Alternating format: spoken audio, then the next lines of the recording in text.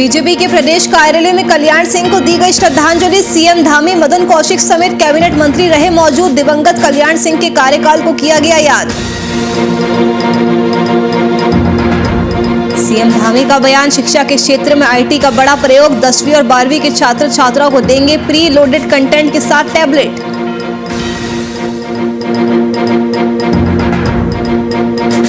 उत्तराखंड में पर्यटन को बढ़ावा देने पर जोर। शहीद जवानों की याद में सैनिक संग्रहालय कॉरिडोर की मांग। केंद्रीय राज्य मंत्री अजय भट्ट ने दिया आश्वासन।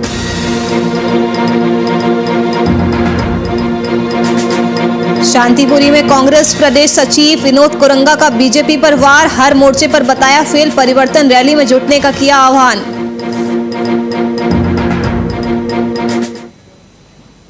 नमस्कार, स्वागत है आपका उत्तराखंड लाइव में। मैं आपके साथ नुपुर सक्सेना। देहरादून बीजेपी के प्रदेश कार्यालय में आज उत्तर प्रदेश के दिवंगत पूर्व मुख्यमंत्री कल्याण सिंह को श्रद्धांजलि अर्पित की गई। श्रद्धांजलि दिवस पर उत्तराखंड के सीएम पुष्कर सिंह धामी, प्रदेश अध्यक्ष मदन कौशिक और सभी कैबिनेट मंत्री भी मौजूद रहे। श्रद्धांजलि कार्यक्रम के दौरान मुख्यमंत्री और सभी नेताओं ने दिवंगत कल्याण सिंह के कार्यकाल को याद किया और उनकी तस्वीर पर फूल मालाएं चढ़ाकर अपनी श्रद्धांजलि अर्पित की।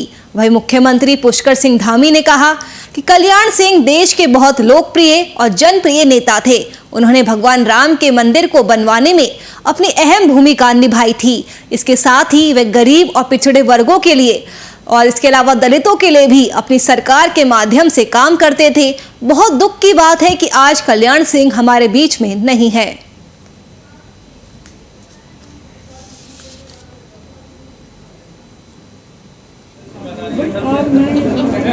सही मायनों में सच्चे राम भक्त थे और सच्चे राष्ट्रभक्त थे, जिन्होंने अपना संपूर्ण जीवन गरीबों के लिए, दलितों के लिए, छूटे हुए लोगों के लिए, ऐसे लोग जो समाज के अंतिम छोर में खड़े थे, हमेशा उनके लिए लगाया। और उनके जीते जी भगवान राम का भक्त राम मंदिर अयोध्या के अंदर बनना शुरू हो गया। आज हम निश्चित रूप से सभी देशवासी, प्रदेशवासी सब बहुत दुखी हैं। क्या हो गया? क्या हो गया? क्या हो गया?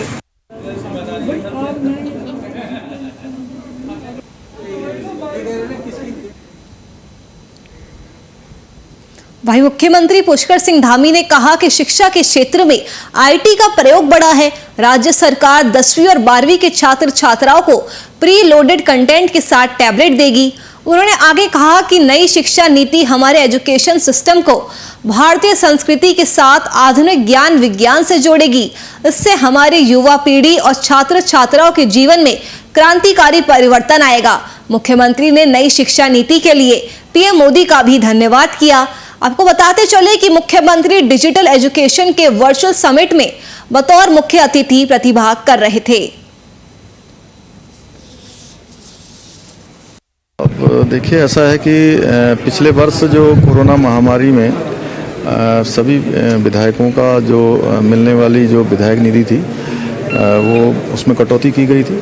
अब लेकिन चूंकि कोरोना महामारी में हमारे सभी विधायकों ने अपने 1-1 करोड़ रुपए की धनराशि इस बार भी दी है, तो हमने उसको जो 20-21 की विधायक निधि थी उसको यथावत रखने का निर्णय किया है। दूसरा, हमने कक्षा 10वीं और 12वीं के छात्रों को चूँकि कोरोना महामारी में ऑनलाइन क्लासों के लिए सभी को टैबलेट देने की घोषणा की थी। आज मैंने इसका यहाँ ये भी घोषणा की है कि जो डिग्री कॉलेजों में पढ़ने वाले हमारे गवर्नमेंट डिग्री कॉलेजों में 1 लाख से ज़्यादा छात्र हैं, उन सभी छात्रों को भी जो है हम टैबलेट प्रदान करेंगे।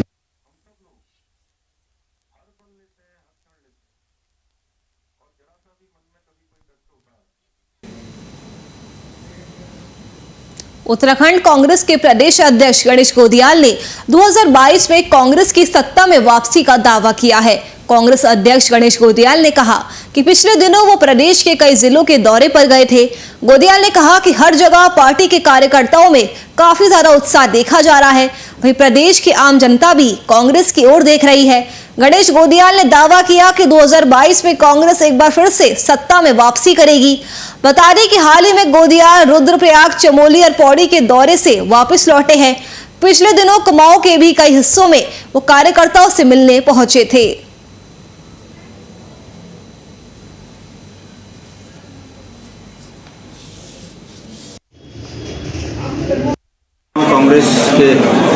कार्यकर्ताओं को कि तीनों जिलों में जो हमारा दौरा था उसमें अभूतपूर्व प्रतिसाद, बहुत ही जबरदस्त प्रतिसाद कार्यकर्ताओं के द्वारा उनमें देखा गया है। मैं समझता हूं कि आम लोगों में भी कांग्रेस के प्रति जो जिज्ञासा है और जो आशा के भाव से, जो उम्मीद के भाव से कांग्रेस की तरफ आम मतदाता, आम नागरिक देख रहा है, ये भी कांग्रेस पार्टी के लिए एक शुभ संकेत है।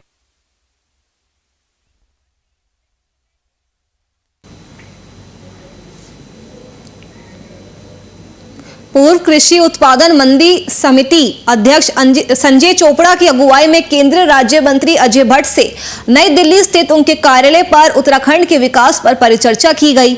उत्तराखंड राज्य में पर्यटन उद्योग को बढ़ावा देने और राज्य के वीर सपूत अमर शहीद जवानों की याद में विभिन्न जिलों में सैनिक संग्रहालय आदि बनाए जाने की मांग को लेकर ये मुलाकात काफी अहम रही। इस अवसर पर केंद्रीय रक्षा और पर्यटन राज्य मंत्री अजय भट्ट ने कहा कि उत्तराखंड राज्य की भारत मां के वीर जवानों की बदौलत देश दुनिया में एक अलग ही पहचान है।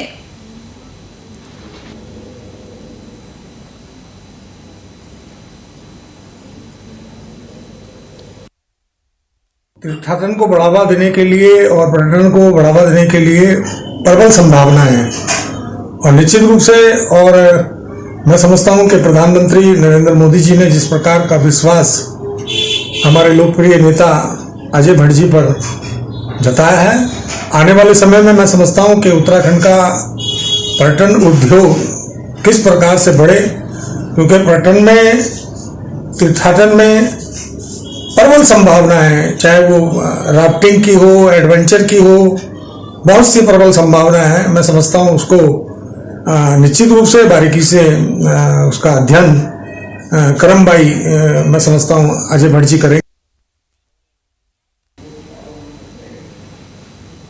उत्तराखंड सदन में सत्ता पक्ष और विपक्ष के विधायक राज्यसभा सांसद अनिल बलूनी के कामों की जमकर तारीफ कर रहे हैं। पहले कांग्रेस विधायक हरीश धामी और मनोज रावत ने अनिल बलूनी द्वारा उत्तराखंड के लिए किए गए कामों की सदन के अंदर तारीफ की। उसके बाद धनौल्टी से निर्दलीय विधायक प्रीतम सिंह पंवार ने राज्यसभा सांसद अनिल बलूनी के कामों की जमकर प्रशंसा की। उन्होंने कोविड के दौरान सांसद अनिल बलूनी द्वारा उत्तराखंड के लिए की गई कोशिशों की सराहना की।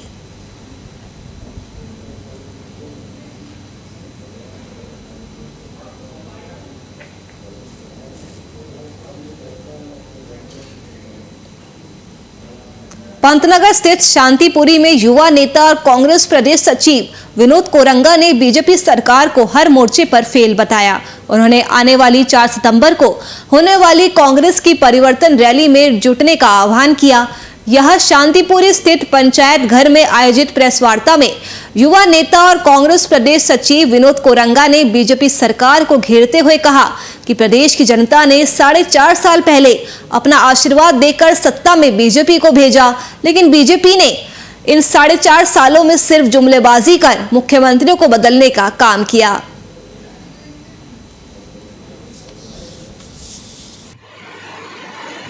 देखिए, परिवर्तन यात्रा तो कांग्रेस कर रही है, लेकिन जनता ने मन बना लिया है।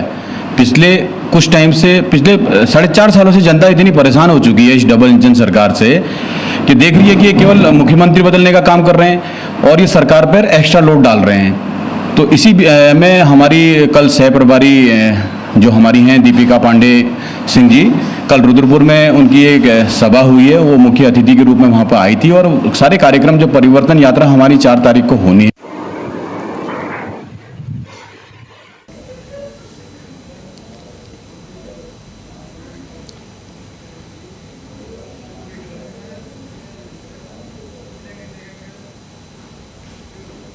रानी पोखरी पुल हादसा कहीं ना कहीं विभाग की लापरवाही का बड़ा नतीजा है। हालांकि 8 महीने पहले 34 लाख रुपए की लागत से पुल की मरम्मत का काम जरूर किया गया था, पर इस पुल की मरम्मत के दौरान इस पुल के पास से ही खनन सामग्री उठाई गई थी, जिसकी वजह से पुल के किनारे में बड़े बड़े गड्ढे हो गए थे और अब नदी में पानी आने की वजह से पुल की बुनियाद कमजोर हो गई है, जिसकी वजह से पुल के 3 ब्लॉक गिर गए। हालांकि इस हादसे को लेकर क्षेत्रीय नेताओं ने भी अपनी संवेदना प्रकट की है। इस पूरे मामले को लेकर जहां कांग्रेस ने भ्रष्टाचार का आरोप लगाया, तो वहीं बीजेपी नेता इसे सिर्फ एक हादसा बताकर मामले से अपना पल्ला झाड़ते हुए नजर आ रहे हैं। देखिए, ये तो बात तय है कि पुराना पुल था, लेकिन इसको नया पुल बनाने की कार्रवाई गतिमान थी और बहुत जल्दी इस पर कार्य प्रारंभ होना था। कुछ वन विभाग की तरफ से पेड़ जो कुछ इशू थे पेड़ के, वो भी दूर कर लिए गए थे और इसमें जल्दी ही कार्य शुरू होना था। और जैसे ये घटना घटी, तुरंत प्रशासन की टीम यहाँ पहुंची। हमारे जिलाधिकारी, उप जिलाधिकारी और उनकी पूरी टीम और SDRF की पूरी टीम यहाँ पहुंची है। जैसा कि आप देख रहे होंगे कि SDRF के जवान यहाँ तुरंत तैनात हो गए थे और प्रशासन की पूरी टीम एकदम एक्टिव हो गई थी और उन्होंने मौके पर सारी स्थिति को संभाला, मौके पर जायजा लिया।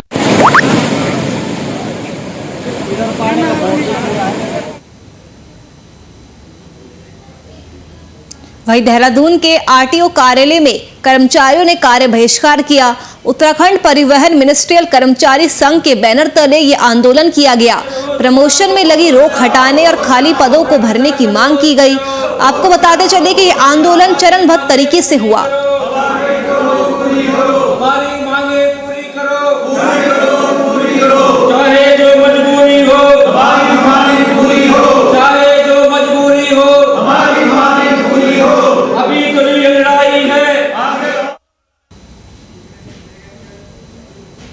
वहीं हरिद्वार में पंजाब से आए संतों का निर्मल अखाड़े के संतों ने स्वागत किया। कनखल स्थित अखाड़े में पंजाब से आए निर्मल संप्रदाय के संतों का स्वागत करते हुए श्री महंत ज्ञानदेव सिंह महाराज ने कहा कि ये खुशी की बात है कि गलत प्रचार से प्रभावित होकर कुछ समय के लिए अखाड़े से दूर हो गए संत अब अखाड़े में वापस आ रहे हैं।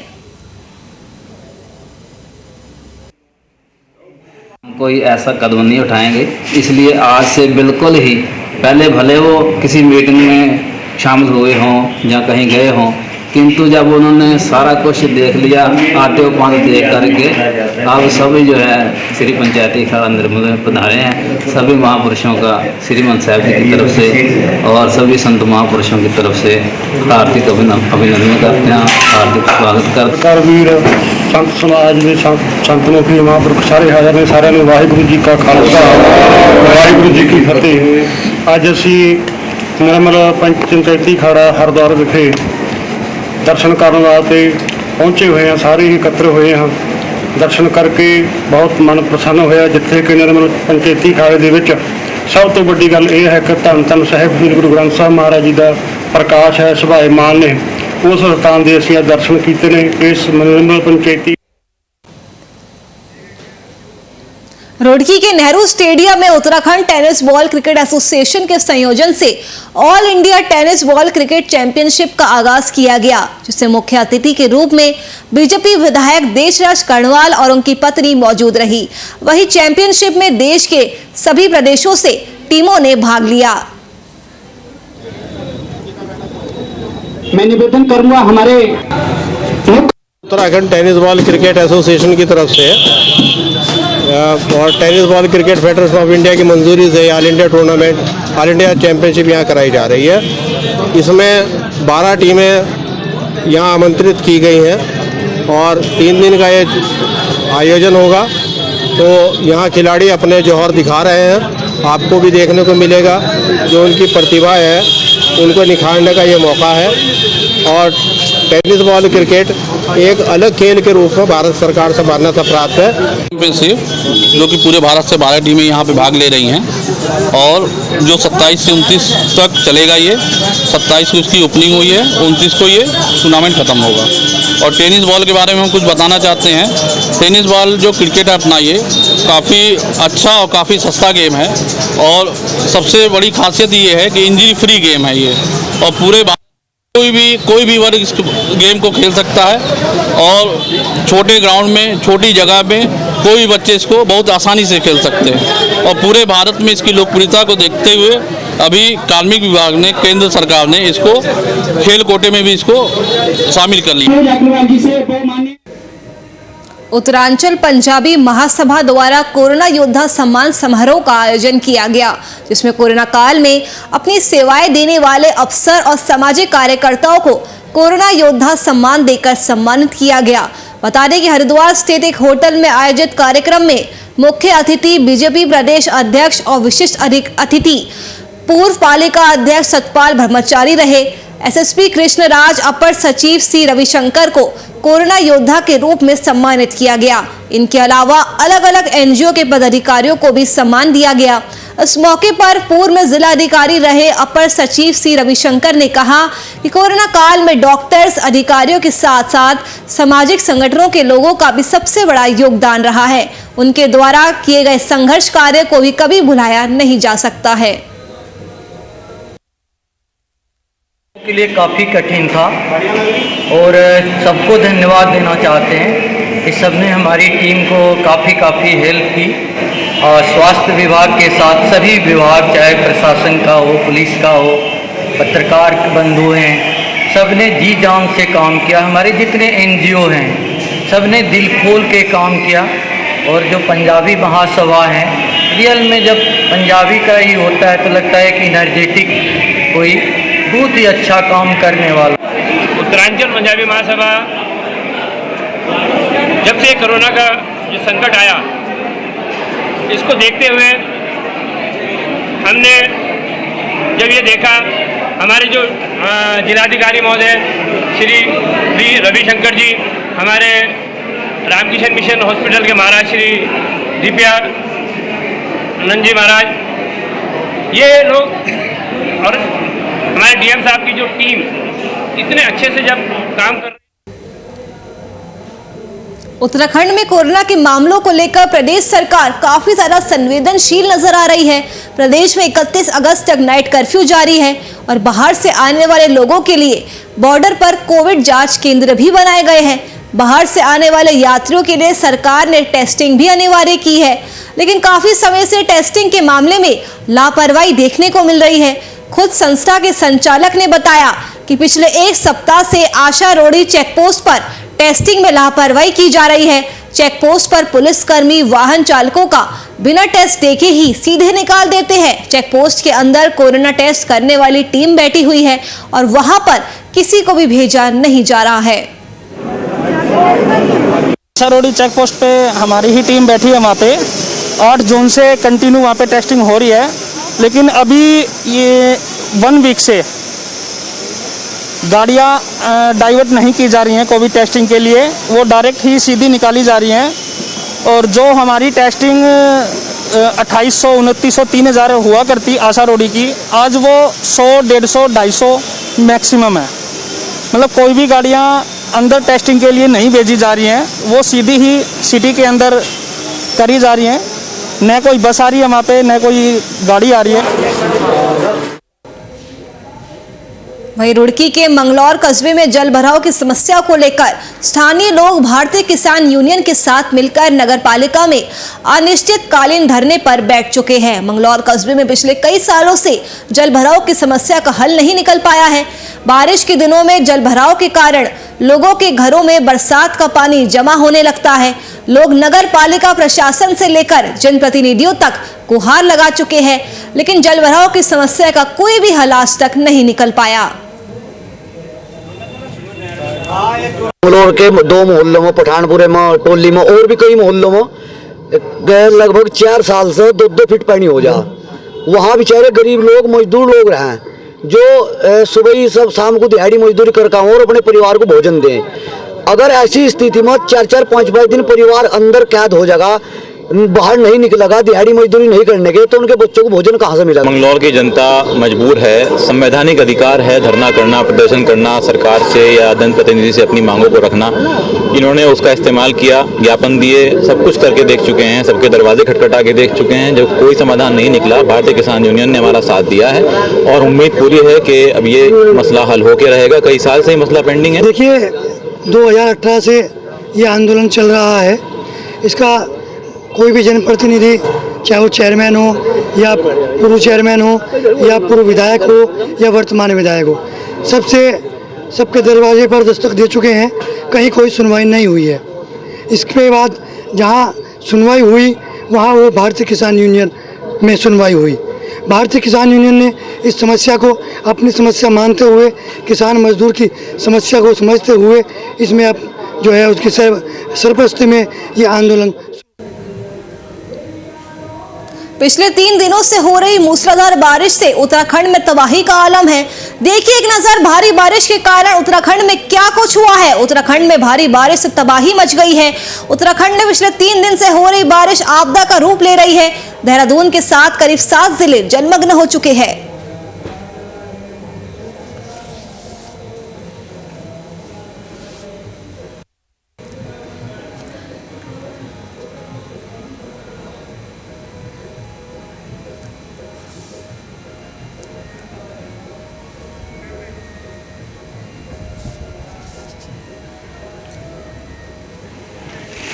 तस्वीरों में आप देख सकते हैं कि बारिश से किस तरह से हाहाकार मच चुका है। बद्रीनाथ ऋषिकेश हाईवे भी बंद हो चुका है।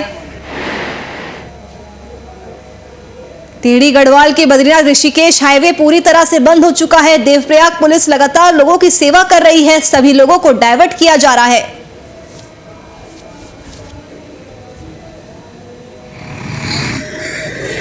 हमारे उच्च अधिकारी द्वारा एसडीएम महोदय द्वारा भी और जिलाधिकारी महोदय द्वारा भी आदेश निर्गत कर दिए गए हैं कि ये रोड जो है अग्रिम आदेश तक बंद रहेगा। और मेरा सभी से निवेदन है, सभी लोगों से भी, कि कृपया आप अपने और अपने परिवार की सुरक्षा हेतु इस रोड का इस्तेमाल बिल्कुल ना करें। और अभी फिलहाल ये रोड भी बंद है और उधर पोपट वाले जो बाहर नरेंद्र नगर जाती है वो रोड भी बंद है। तो जो पहाड़ से ऋषिकेश देहरादून जा रहे हैं उनसे निवेदन है कि बाया कोटद्वार का रास्ता यूज़ करें और उधर से या तो फिर धनौल्टी मसूरी का रास्ता प्रयोग करें।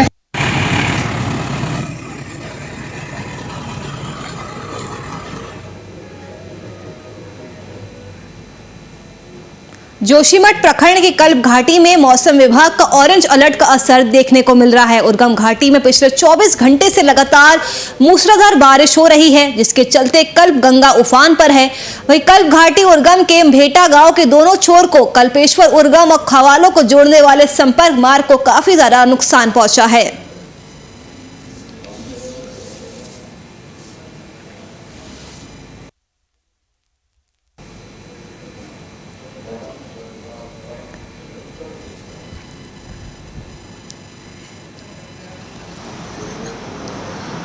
तो बारिश से त्राहिमाम मच गया है। ऑरेंज अलर्ट का जबरदस्त असर देखने को मिला है। अलकनंदा और धौली गंगा घाटी में भी भारी बारिश देखने को मिल रही है। कई जगह भूस्खलन हो गया है, कई मार्ग बाधित हो गए हैं। लोगों को आने जाने में काफी परेशानियों का सामना करना पड़ रहा है। लालकुआं में देर रात से लगातार हुई बरसात के चलते जहां जनजीवन अस्त व्यस्त है, तो लालकुआं में रेलवे ट्रैक के साथ साथ स्टेशन ट्रैक पर भी भारी पानी आ जाने से कई ट्रेनों का संचालन ठप हो गया है, जैसा कि आप तस्वीरों में भी साफ देख सकते हैं। ट्रैक लाइन नंबर 7, 8, 9, 10 के ऊपर जो है 7-8 इंच पानी बह रहा था काफ़ी फोर्स में। इस चलते गाड़ियाँ प्रभावित हो रही हैं। 53-35 जो है आउट साइड खड़ी है। अभी भी गुलरबो साइड पुलिया के नीचे 1 फीट पानी बह रहा है। जब तक पानी कम ना होगा और ट्रैक फिट मिलेगा उसके बाद ही गाड़ी के रिसेप्शन होगा। सर कुछ लाइन को क्षतिग्रस्त भी हुआ है बरसात से? अभी तक लाइन क्षतिग्रस्त की होने की बात नहीं है। हाँ, जहाँ पर प्लेटफॉर्म वगैरह है था वो टूट हुई है।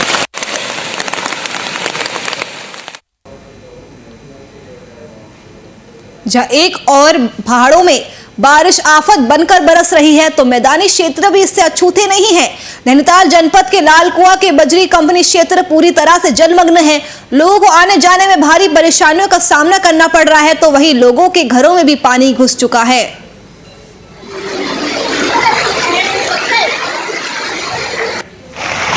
तो तस्वीरें आप साफ देख सकते हैं, पहाड़ों पर आफत की बारिश हो रही है। मैदानी क्षेत्र भी जलमग्न हो चुके हैं। लोगों को आने जाने में काफी परेशानियों का सामना करना पड़ रहा है। वहीं लालकुआं में जहां एक और लगातार हो रही पहाड़ों में बारिश आफत बनकर बरस रही है, तो मैदानी क्षेत्र भी इससे अछूते नहीं है। रेलवे स्टेशन पर भी पानी भर गया है, जिससे कई ट्रेनें प्रभावित हुई है। जिसको मैंने व्यक्तिगत रूप से यहाँ पर देखा है कि कई घरों में जैसे कि पानी घुसा है और निश्चित ही ये बड़ी गंभीर समस्या है। और जब मैंने मौके पर इसको आके देखा भी है तो उच्च अधिकारियों से यहाँ पर बात की है मौके से, और निश्चित ही उन सब ने आश्वस्त किया है कि इस समस्या का हम निदान करेंगे। और मैं सभी पीड़ित परिवारों के साथ में यहाँ पर हूँ और ये वास्तव में बड़ा कष्टकारी है। मैंने व्यक्तिगत रूप से देखा है कि कई घरों में जो जिस प्रकार से घर भी टूट गए, घरों के अंदर पूरी तरीके से पानी यहाँ पर भरा है, बहुत जनजीवन जो है कि इससे प्रभावित हुआ है। और मैं इसमें पूरी जो है कि निष्ठा और ईमानदारी से जो है कि इस विषय को मैं उच्च अधिकारी से तो मैंने बात की है मौके से, मैं इसमें जो है कि वरिष्ठ अपने प्रदेश नेतृत्व को भी इसमें जो है कि प्रदेश सरकार से भी इसमें बात देखिए, आज रात को जो बारिश हुई, उस रात की बारिश से हुआ ये कि जो वन विकास निगम का डिपो वाला क्षेत्र है, उस क्षेत्र में जो पानी भरता है वो लो लैंड है और वहाँ जो पानी भरा और उन्होंने एक दीवार के सहारे से इसको प्रोटेक्ट किया हुआ, तो पानी का जब फोर्स बढ़ा तो दीवार टूट गई और उसका परिणाम ये रहा कि वहाँ आसपास के लोगों में जो बस्तियाँ हैं, जो घरें हैं, उसको काफ़ी पानी भरे हैं और काफ़ी नुकसान भी हुआ, उनका कपड़ों का भी नुकसान हुआ है और खाने पीने की सामग्री भी नष्ट हुई है। तो मेरे द्वारा निरीक्षण किया गया और उसमें ये देखा गया है कि उसका समाधान ये है कि एक तो वन विकास निगम अपनी बाउंड्री। वहीं नैनीताल और उसके आसपास के क्षेत्रों में देर रात से लगातार बारिश का सिलसिला जारी है, जिसके चलते 1 दर्जन मार्ग बाधित हो गए, 9 ग्रामीण मार्ग भी बंद हो गए हैं, जिससे आने जाने में लोगों को काफी परेशानियों का सामना करना पड़ रहा है। वहीं कई लोगों के घरों में भी बारिश का पानी घुस चुका है। नैनीताल राजभवन मार्ग में पहाड़ के दरकने से बड़े बड़े बोल्डर का गिरना जारी हो चुका है। आपको बता दें कि केंद्रीय राज्य मंत्री अजय भट्ट ने भी मार्गों को जल्द से जल्द खुलवाने के निर्देश दिए हैं। बारिश के चलते पूरे सरोवर नगरी में भयंकर कोहरा भी छाया हुआ है।